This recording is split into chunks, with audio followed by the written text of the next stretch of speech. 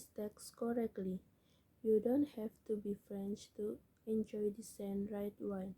Charles Jocelyn the Cruz used to tell his foreign guests whenever he entertained them in Paris. But you do have to be French to recognize one, he would add with love. After a lifetime in the French diplomat corps, the Count de Cruz lived with his wife in an elegant townhouse on Quai Voltaire. He was a likable man, cultivated of course, with a well-deserved reputation as a generous host and an amusing raconteur. This evening, guests were all Europe and all equally convinced the immigration was at the root of Europe's problems. Charles the Cruz said nothing. He had always concealed his contempt for such ideas in any case. He had never much care for this particular case.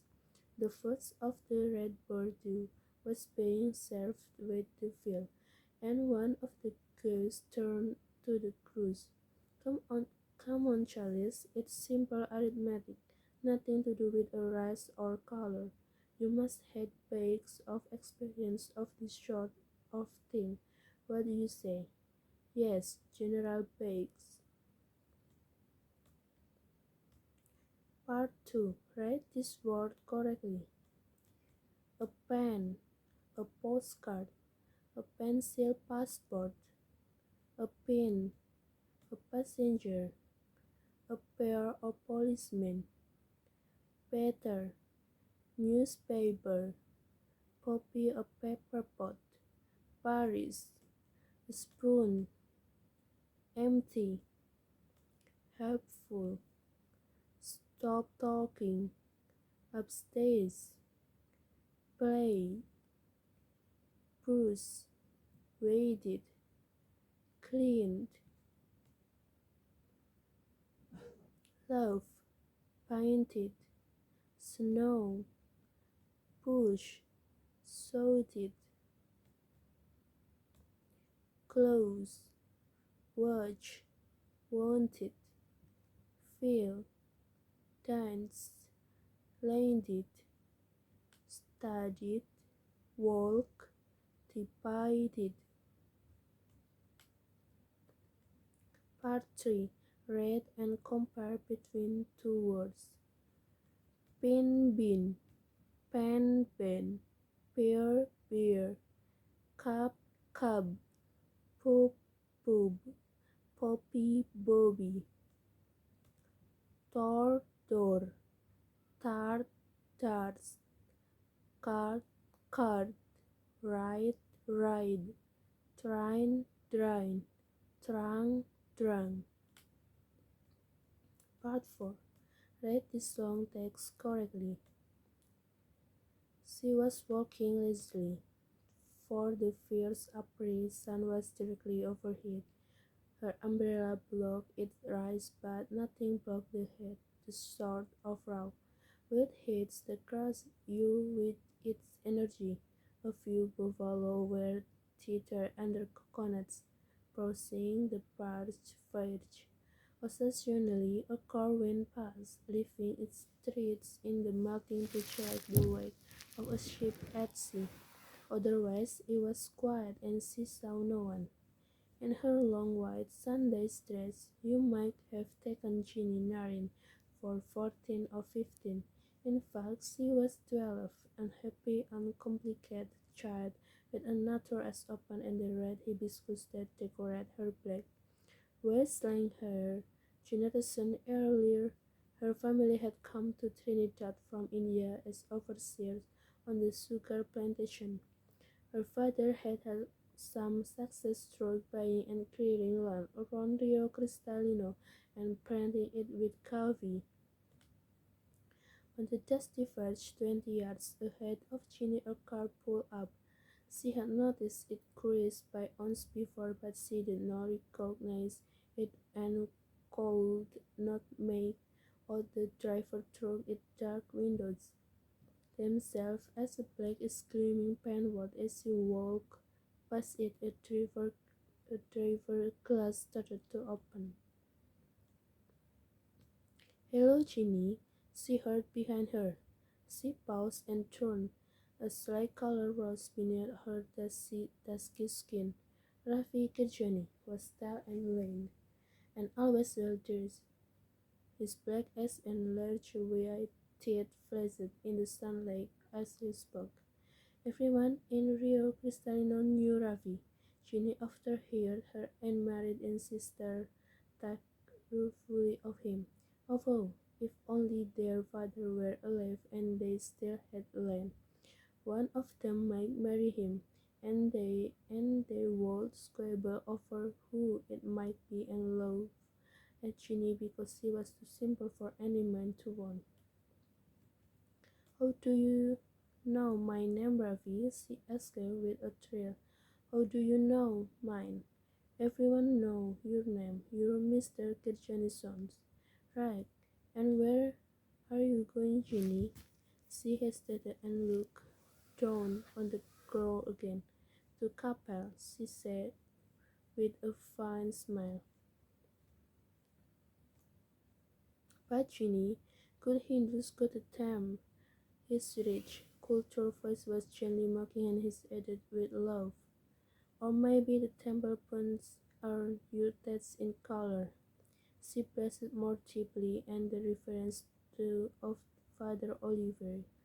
She did know she did not know how to reply. It was true that she liked the young French priest with his funny accents and blue eyes, but she had been going to the Catholic chapel for months before he arrived. She loved and cheerful hymns, and a simple creed of one God, so different from those miserable Hindu gods who squabble with each other like her sister at home. But add to that the vulgarity of Rafi remark bewildered her because his family were known for the breeding. People always said that Rafi would be man of honor, like his father. Rafi looked suddenly grave. His dark skin seemed ever darker. It might be that he regretted his words. Possibly he saw in the confusion of Jenny's wide brown eyes. In any case, he did not wait for an answer. And I offer you a lift to Capel in my 21st birthday present, he asked, putting his sunglasses back on. She noticed how thick their frames were, real gold, she thought, like the big fat, fat watch on his wrist. It's Mercedes from Papa. Do you like it? He added nonchalantly. From the shade of her umbrella, Ginny peered up at a small lawn cloud, then hung motionless above them. The sun was beating down mercilessly, and there was a urge in the air and overpowering sense of growth. With a handkerchief, she wiped the sweat from her forehead. Rafi gave a tug at his collar. It's air-conditioned, Ginny, and you won't be late for a couple, he continued, reading her mind. But couple must have been the last thing on Rafi's mind when Ginny, after a moment's hesitation, accepted his offer. For her drove here instead to quiet sugar-filled outside town, and there, with the Mercedes concealed among the sugar cans, he introduced himself into her. Ginny was enticed, young as she was. She barely understood what was happening to her. To the beat of calypso filled her ears, and the sugar-cane towered over her that cool draw from the air-conditioner ply against her knees. Afterwards, clutching the ragged flower that had been torn from her hair, she lay among the tall, sweet-smelling cans, so bad until the brief tropical twilight turned the starry night. But she told no one, not even Father Oliver.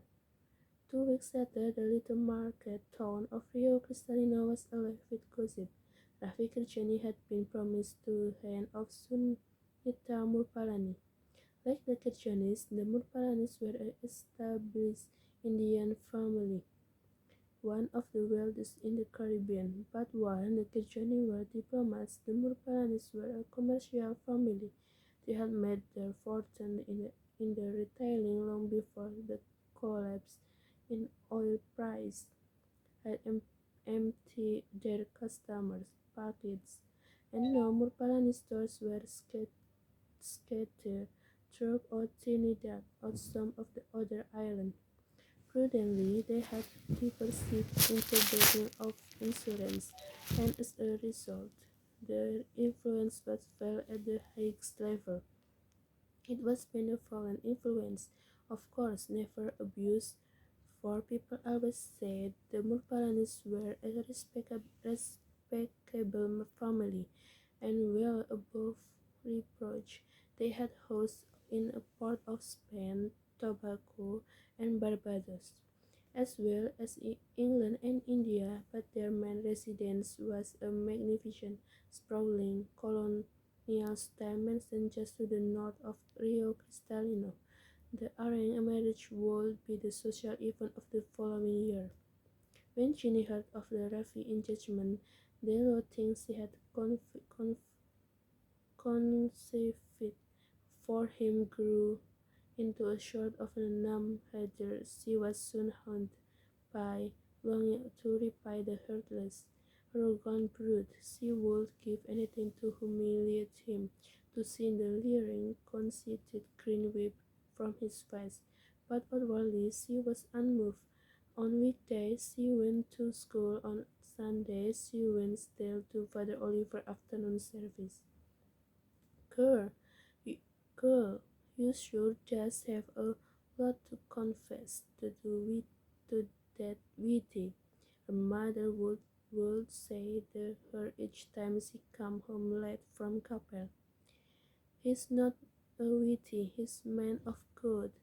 That is maybe, child, but don't forget he does be man first.